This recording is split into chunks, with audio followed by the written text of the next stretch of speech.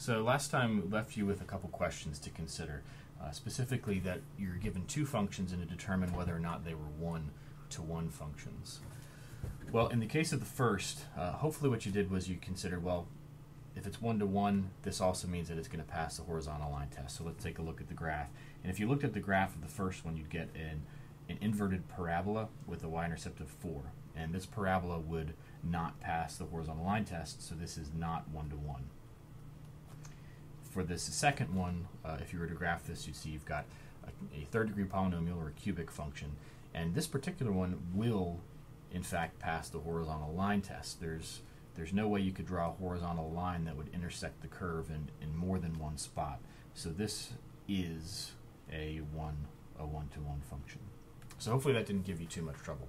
Because what we're going to do in this next section is we're going to consider those three equivalent statements we looked at last time that said that if we've got a one-to-one function, that's the same as saying we have a function with a graph that passes the horizontal line test, which is the same as saying we have a function that's invertible. And what we're going to do is investigate this idea of what does invertible mean.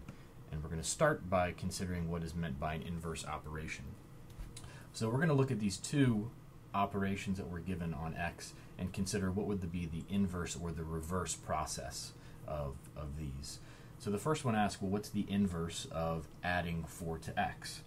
Well, to reverse that process, we're going to reverse the operation of adding, which would be subtracting, where we're undoing it. So this would be, the inverse process would be to subtract 4 from x. So just reversing the process. Now in the second one, we're going to have to consider that there are multiple operations, and order is going to matter. So the inverse process, or the reverse process of subtracting 3 from x and then multiplying by 8, would have us not only reverse the operations of subtraction and multiplication, but we're also going to have to reverse the order in which these operations are done. So the reverse or the inverse of this process would be to first, we're going to divide by 8.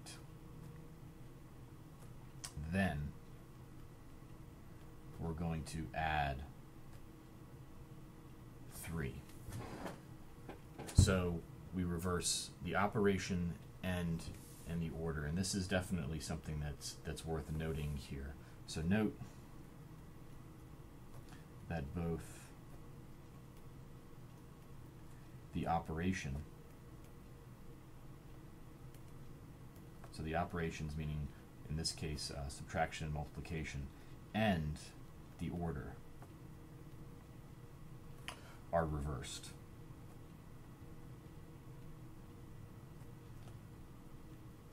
So we're going to want to keep that in mind. Order definitely is going to play into this.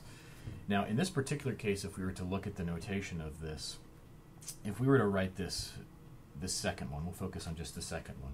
Let's say we've got, what would these formulas or these functions look like? Well, we've got x, and poor little x is just sitting there minding its own business, and then we come along and we subtract 3 from it. Then we take that expression and we multiply it by 8. So that would be our formula for this. Now the reverse process or the inverse process has us, again, considering x, and then we come along first and divide it by 8. Then we add 3 to that expression.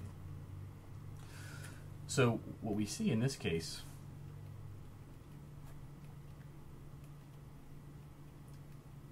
is that if we were to consider f of x as 8 times x minus 3, and g of x, our second function here, is equal to x divided by 8 plus 3. Since these reverse the order, they're inverse operations, we're going to call these two functions inverse functions. So these are inverse functions. And what we're going to see is that when we have this relation between two functions, inverse functions, we're going to, rather than, we'll dispose of the formalities of calling them both f and g, and since this is an inverse, we're going to call this f inverse of x. So we're going to use this notation, and we'll talk about this next. So let's go ahead and define this and specify our notation a little more clearly. So when we define an inverse function, let's say that f inverse, and that's a superscript with a -1, represents the inverse function of f of x. And there are going to be a couple conditions and characteristics we're going to want to look at here. So this inverse relation first considers that both f and f inverse are one-to-one functions. So the fact that they're invertible, also going back to that three-part equivalency in the first video, tells us that they're going to have to be one-to-one functions. Now, something we're going to make note of now, and we'll see this in a later example. Sometimes we have functions that aren't one-to-one. You know, in the problems that we looked at in the first video, y equals 4 minus x squared is not a one-to-one function. Now, that does not mean that it doesn't have an inverse. What it does mean is that we have to be careful about how we define that function. So if we run into a case where these functions are not one-to-one on their natural domain,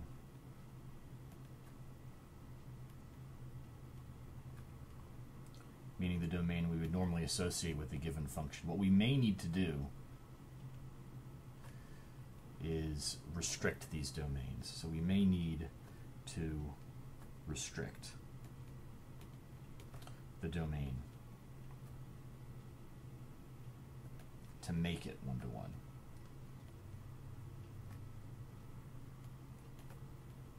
And we're not going to worry about this just yet, but it's something to consider as we move on. And now aside from the fact that inverse functions both have to be one-to-one functions, there's a really nice characteristic that we want to look at first. In a previous section, we talked about function composition. So if we were to take these inverse functions and compose them together, so we were to take f, compose it with inverse, we're going to take f inverse and compose it with f. So we're looking at these as two cases. Now, if you recall, we've got another way to consider composition notation. So we could rewrite both of these as f of f inverse of x and f inverse of f of x. So this is saying, well, what happens if we take f and plug in f inverse for x, or we take f inverse and plug in f of x? Well, what happens in this case is if they are inverse functions, the result is going to be we just get x back. And the way that I like to kind of think about this is we consider that f and f inverse, when we compose them together, they undo each other. So in this previous example, we had f of x, taking x, subtracting 3, and then multiplying by 8. And that the inverse function comes along and it undoes the multiplication by dividing by 8, and then it undoes the subtraction by adding 3. So these two functions will undo each other when composed together. So I'm going to write this down as that the functions undo each other.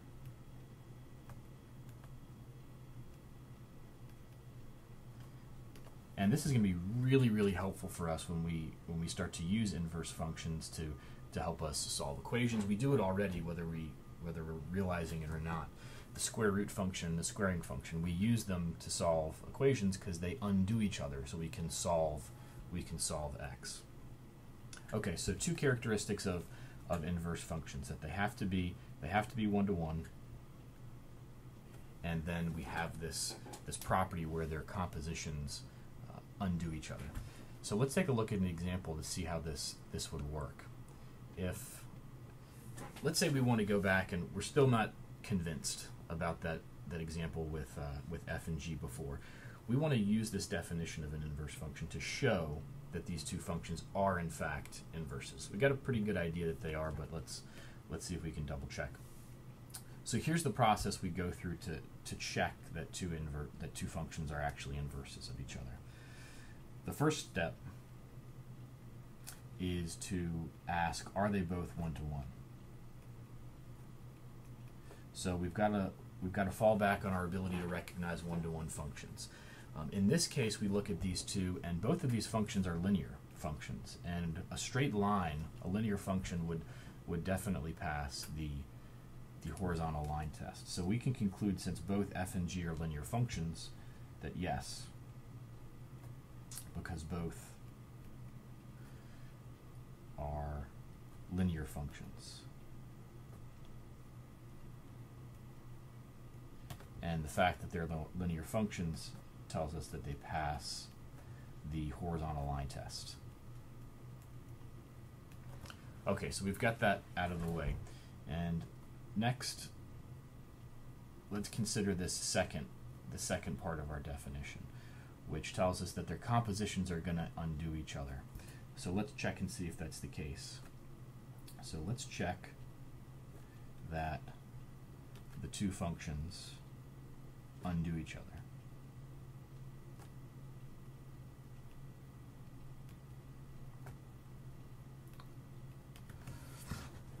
All right, so let's start by composing f with g. So first we'll take f, and we're going to compose that with g of x. Now what we're hoping here is that when we do this, we get back just x. And again, when we're composing f with g, this means we'll take f, and in place of g, we're going to go ahead and we're just going to plug in x over 8 plus 3. So let's go into our function. So f says we take 8 and we multiply this by x. Well, in place of x, we'll be putting x over 8 plus 3. And then we subtract 3. So we've successfully composed f and g together. Now let's see what happens here. Well, the first thing that I see is that inside these parentheses, the positive 3 and the negative 3 are going to combine and cancel each other out. And what this does is this leaves us with just 8 times x over 8. And again, as we simplify this, when we multiply this, the 8's are going to cancel each other out, and we're just going to be left with x. All right, so this looks good so far. Let's double check our other composition. So we'll take g and we'll compose it with f. So this means we're going to take g, and in its place we're going to put f, which is 8 times x minus 3. So g says take x, which has been replaced by f. We're going to take that input, we are going to divide it by 8, and then we're going to add 3 to it. And the first thing that we see is that these 8's are going to cancel each other out. And now we're left with x minus 3 plus 3, and now these two 3's are going to cancel each other out again. And once again, we see that we're left with just x. So since their compositions cancel each other out, they undo each other, and we've got two functions that are one-to-one, we can conclude that these are in fact inverse functions. So we can go ahead and conclude now that f of x is equal to 8 times x minus 3, and we can make it official that g is now f inverse of x, which is x divided by 8 plus 3. So that's how you go about showing or determining algebraically that two functions are in fact inverses of each other. It's a nice little check to have. Okay, so as we conclude this video, I'd like you guys to try an example on your own for the next one. So what I'd like you to try is go ahead and try showing that the inverse of f of x equals 6x plus 11 is the function g of x, x minus 11 divided by 6. So go through the steps that we just did in that last example, see what you get, and we'll check this out in the next video.